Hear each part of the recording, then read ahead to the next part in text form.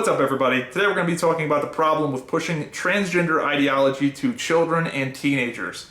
I want to preface this video by saying that if you are 30 years old and you think this is something that will make you happier, or if you are a fully functioning adult, you can do whatever you want to with your own body, assuming you're not hurting anyone else. I think most people are pretty libertarian on this and say, if this is something that'll make you happier, go for it. If you're a fully functioning adult, go for it. However, don't push your truth as the truth. Just because you say you're something doesn't necessarily reflect the biological reality of the situation. But if that's something you want to do that'll make you happier as an adult, go for it. Problem is, you got to be an adult. And I think this is the core issue that many people have, because everyone knows that teenagers and children are just incredibly vulnerable to making bad decisions, and the world around you reflects that. You can't drink or buy cigarettes until you're 21. You can't rent a car until you're like 25. This is what the world thinks of youth, and they're pretty right. You know, you're dumb when you're young. God, I was. So this is an incredibly personal issue for me. For the third reason, this is going to be three reasons why it's bad. The first two reasons are pretty milquetoast, but the third reason is the really big one, and the one that personally strikes a chord with me, because I'm someone that was a vulnerable teenager. You know, I went through a really tough period there. Anybody that's been watching for a while knows this story, so you're gonna have to stick around and wait for the cool story bro moment. But let's get into the first reason. Children are dumb and don't know what they are or want to be. When I was in kindergarten, I wanted to be a dinosaur. You know, kids are stupid, and if you have really, I don't know, mentally ill parents that enable that, or that lines up with their worldview, they will go along with it. What's it, Munchenhauer syndrome, where it's like the parents are the mentally ill ones that think there's something wrong with their kid. It's a serious issue, and kids don't know what the hell they want to be. Perfect example is when I was growing up, I was enamored by this custom-made dollhouse. There was a carpenter, one of the girls in my class, her dad was a carpenter, a very, very good carpenter. He made a custom-made dollhouse. He was a woodworker, and everything was intricate and fit together and snapped together, all cool. This thing was more of an action figure than a dollhouse. It was very cool how it all folded up and was very tactile. And I remember as a kid how enamored I was. Even if I saw it as an adult, I would be enamored by just the pure craftsmanship of it. And if I had mentally ill parents, they might have been like, well, he's a girl. No, just, kids are into different and weird stuff when they're kids. Issue number 2, kids do crazy things for attention. Now, when we were teenagers, it was the phases of, wearing certain clothes, painting your fingernails black, goth, punk, rock and roll, long hair, all sorts of crazy phases. Now the kids have TikTok and are eating Tide Pods and doing crazy shit for attention. Teenagers have always done that. So kids do crazy stuff for attention, and when you're lonely and you really want to stand out, this is a good prescription for that in the short term. Issue number 3, and this is the one that strikes a real chord with me and makes this whole issue very personal, and that is that many teenagers and children will go through extreme trauma that is temporary. And why I say it's temporary is because the trauma is real. And the trauma is real because sometimes it genuinely sucks. Also, you have no agency over it. It's not like trauma when you're an adult, where sometimes you could have done something better, or you can, get your way out of it. There's a light at the end of the tunnel. When you're a teenager and experiencing these things, you can't really do anything about it because you have no agency. You can't just get up and leave. You also have no perspective. Things haven't happened to you in the past. And what I'll say about the experience I went through, which we'll get to in a minute, is that it was the hardest thing. It's the hardest thing that's happened to me in my life. I'm 30 years old, and this is by far the hardest. And I've been through a ton of other shit since then. Nothing even comes close to this. So, what is it? Zyback, were you gonna be a woman, Zyback? No. But I can tell you how I would be incredibly vulnerable to what's happening right now. So, throughout my childhood, I was the athletic type. I was the jock, and my older brother was the genius. I was the one that was killing it on the football field basketball court. And my brother was literally a fucking genius. He went to high school for 2 years and then was done. After his sophomore year in high school, he just like went to college. Like that's a thing, I guess. You beat high school in 2 years. So from age 10 to about age 15, that was what was happening. Everything was all gravy, baby. My brother was being the boy genius. I was tearing it up on the football field, doing anything I could to better myself and to be the best, and it was working. I was legit just shitting on everybody in athletics, and it was great. Football and basketball were my entire life. I was fucking unstoppable in an athletic sense in that period of time. It was great. Even as a kid, I was very aware of the fact that making it to Division I or pro was an incredibly low probability. I wasn't counting on that at all.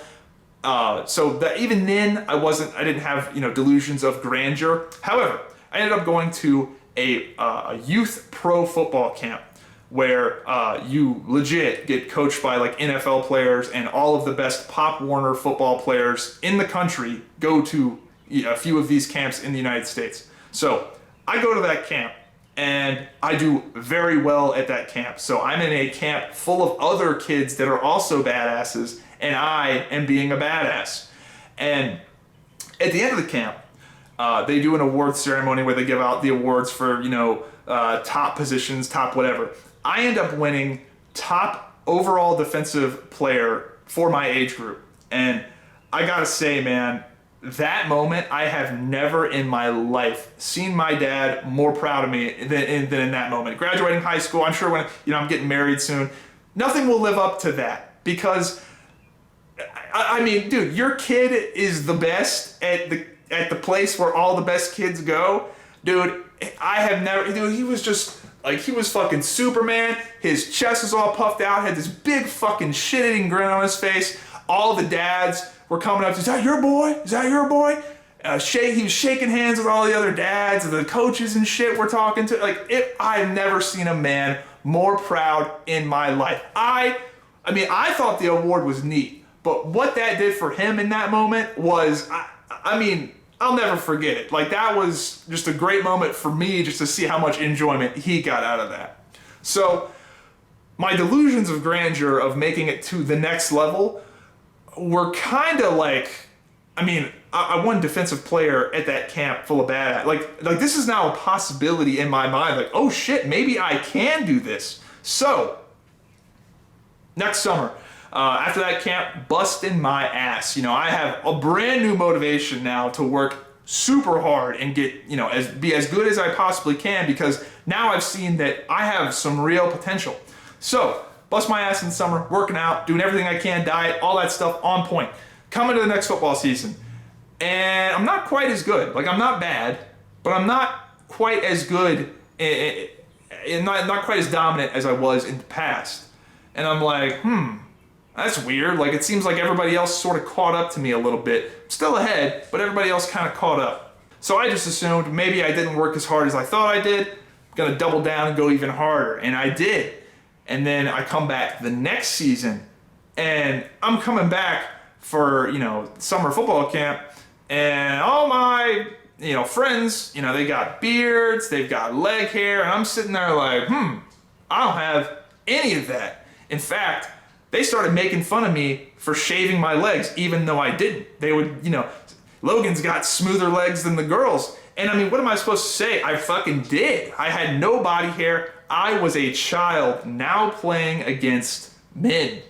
And I played defensive end, and anybody that knows, there's some skill to that position, but largely offensive line, defensive line, that's a freak show. It's a contest of athleticism for the most part. Those are where the biggest freaks are. And if you don't got it, you don't got it. And I gotta say, man, I was just getting dominated. And the kids that I would blow out of the water in the previous years were now blowing me out of the water. And I'll never forget, man, I went into a drill with this one kid that previous 2 years, I'd have fucking smoked this guy. I go into a drill with this kid. He fucking lights me up. Like, I'm seeing stars, lights me up, like bad.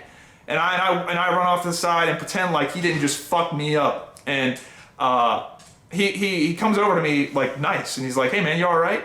And I'm like, "Yeah." And I was like, "Yeah man, good hit." And he's like, And he's like, I learned it from you last year. Then, dude, I know he said that as like a friendly compliment fucking thing. But dude, that destroyed me. It fucking destroyed me. I was just a shadow of myself. And I just went from being so fucking dominant to just getting absolutely bullied through really no fault of my own. Just, look, man, I was a late bloomer. I'm 6'5" right now in real life. I was like 5'6" throughout most of high school. I hit a growth spurt towards the end of my senior year. I grew so fast. I have 2 fucking elbow creases. My brother was the same way. He took a tennis picture. He was on the tennis team. He was the shortest guy at the start of the season, tallest guy at the end of the season. We both were like, whatever. Weird genetics. Just didn't get it in high school. And if you're playing football as a child, competing against men, it just isn't gonna work. So it sucked. It sucked to do all that work, and it mean nothing because these guys were just bigger, stronger, faster, better because they just got the hormones quicker than me. So it sucked. It sucked because my friends, who, they weren't treating me badly, but I could tell they felt sorry for me, man. I mean, I remember them like saying like, damn, man, last year you used to I played defensive end, so, they just wouldn't run at my side. And they're like, they just never run at your side. Like now, like, look what happened. Like, I could just tell they felt sorry for me. It was like watching a boxer that took 1 too many fights or like took 3 too many fights. It was embarrassing. So it sucked. And unfortunately, at that point, my parents' marriage was just in shambles. My mom, for lack of a better word, had just gone crazy. So I wasn't getting any sort of support at home in this regard. And if anything, it just tore me down even further because my brother was the one making the kick-ass grades and I sucked on the football field. And my mom, honestly, was just fucking crazy. Me and my brother would get punished for the most ridiculous, unfair things. I just remember being like so angry, like just so unbelievably angry about my situation at home. And my dad, for the most part, was pretty reasonable, but even he would sometimes flip out, not because he's a bad guy or anything, but just because, I think it's 2008 at that time, so think about the financial situation, he's a business owner. Also, my mom's just a lunatic, so eventually he gets to the end of his rope and maybe takes it out on us a little bit. So my self-esteem, man, was at the fucking bottom, like the fucking worst it has ever been, like by far. Now here's how this whole thing ties together with the big bow tie. Up until this point, I was the athlete, the jock. That's how I proved my worth, I guess. And now I wasn't that. I was going through an identity crisis and I was going through trauma, and I'd have done damn near anything to make that pain go away. And I remember as a kid, keep in mind, this is in a neutral state of mind. My mom hadn't just flipped out on me. I hadn't just, had something bad happen.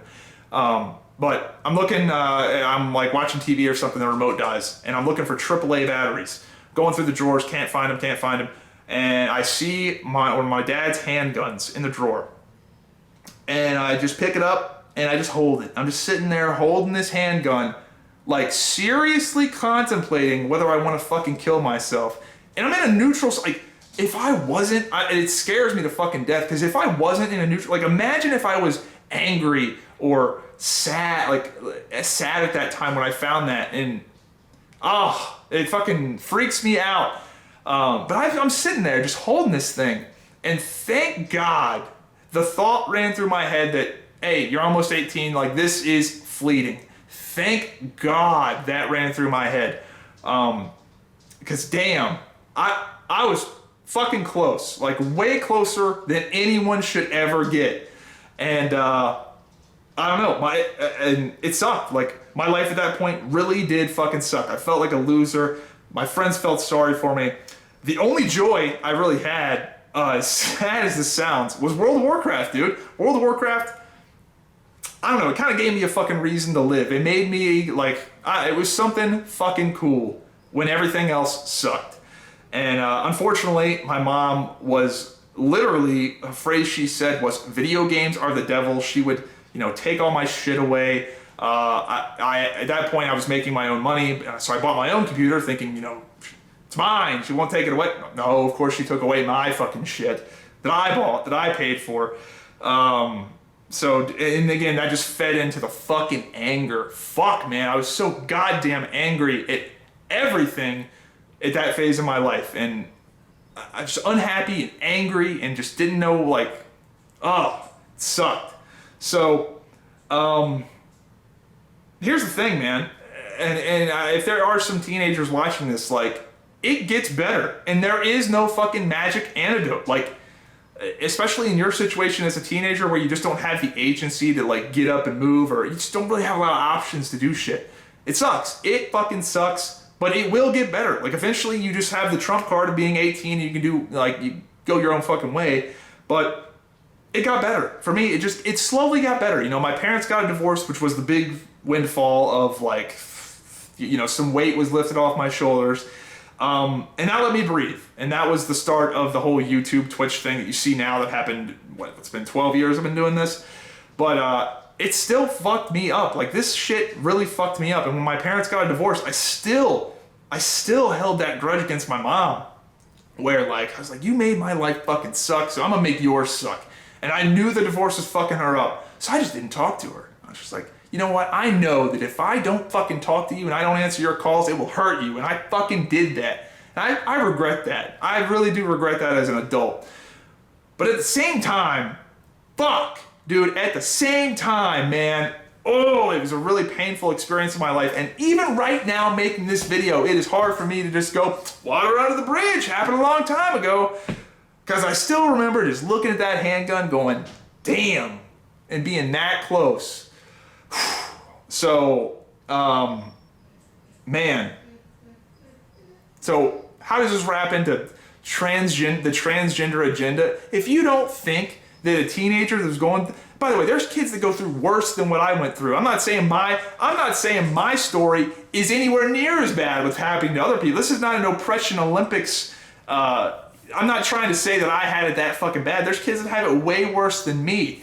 But if you don't think that people that are going through something similar or worse will make a rash decision that is being promoted by a figure of authority as the solution or a solution, or this whole thing is marketed as you'll be happy. You'll be happy. And people do it and then they regret it. And that's the thing you don't ever hear about are the detransitioners, the people that did this and now regret it. And it's permanent. You know, even the people that don't go through the fucking crazy surgeries that take the hormones, it's still permanent.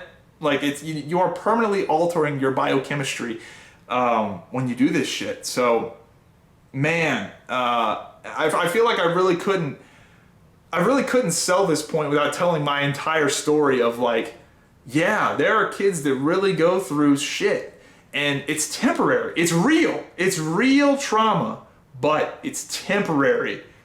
And letting kids just make the mistake of thinking that this will be the antidote. There is no antidote for that pain. There is no just get out of jail free card for the temporary trial. Like, you're just gonna have to eat it and it's gonna suck, but it's gonna make you a better person. Anyway, this video went way off the rails. I hope it made sense. I had a script here that I was gonna stick to, but I didn't. So hopefully that made sense. And I just think it's incredibly toxic that we're telling children that this is the recipe for their happiness, and it's incredibly insidious when you realize that there's a lot of money to be made by having kids transition. It's $1 billion industry at this point, and I think we're going to look back at this as the same way that we look back at the opioid crisis, and it's I don't know, it's truly fucking shameful that we are doing this to children and teenagers. So it's not an anti-LGBT issue. This is mainly an anti-T issue in regards to children and teenagers.